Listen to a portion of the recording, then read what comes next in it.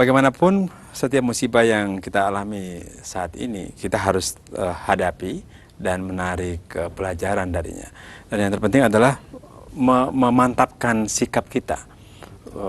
Bagaimana, Pak Quraish? Iya, kita lihat begini. Setiap ada sesuatu yang tidak menyenangkan, jangan pernah persalahkan Allah. Karena boleh jadi kesalahan kita penyebabnya. Boleh jadi apa yang tidak menyenangkan itu penyebabnya bukan kita, tetapi Allah memilih kita ikut terkena bencananya dalam rangka meningkatkan kedudukan kita. Itu sebabnya ada orang-orang yang berkelimang di dalam dunia tasawuf berkata, kalau saya tidak kena bala, saya sedih. Allah tidak mendekati saya. Dalam hadis, iza ahabba abdan ibtalahu. Kalau Allah mencintai seseorang, dia uji supaya naik tingkatnya. Itu yang kedua. Jangan pernah mempersalahkan Allah, karena yang ketiga, boleh jadi itu diaturnya untuk kemaslahatan yang lebih banyak, orang banyak, atau itu bahkan untuk kemaslahatan kita yang belum nampak. Belum kita ketahui. Belum kita ketahui. Belum Karena itu ada seorang pernah berkata begini, alangkah banyaknya hari-hari di mana aku mencucurkan air mata, tetapi setelah berlalu, aku menangis lagi. Mengapa dulu aku menangis?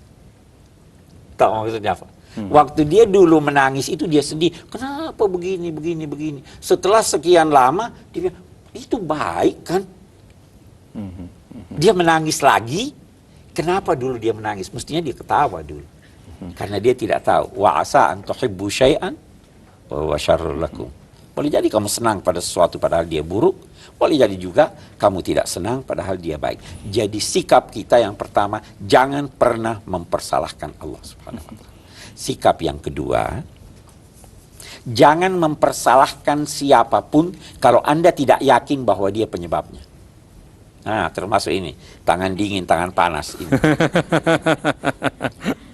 Yang ketiga, pelajaran yang kita perlu cari, lakukanlah introspeksi.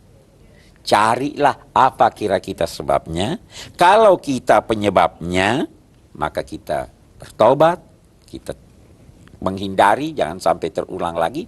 Kalau yang lain, maka kita serahkan kepada Allah Subhanahu wa ta'ala. Saya kira itu seharusnya ya.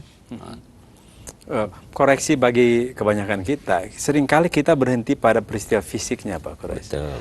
Melihat dahsyatnya kejadian alam itu, atau tadi anak-anak yang kekurangan gizi, harusnya kalau dalam konteks sosial semacam tadi kan ada gerakan-gerakan moral. Gimana Pak Quraish? Bagaimana kalau memang kita anggap itu karena kesalahan atau karena kekurangan, maka kita sebagai umat manusia satu kesatuan harus berusaha menanggulangi itu.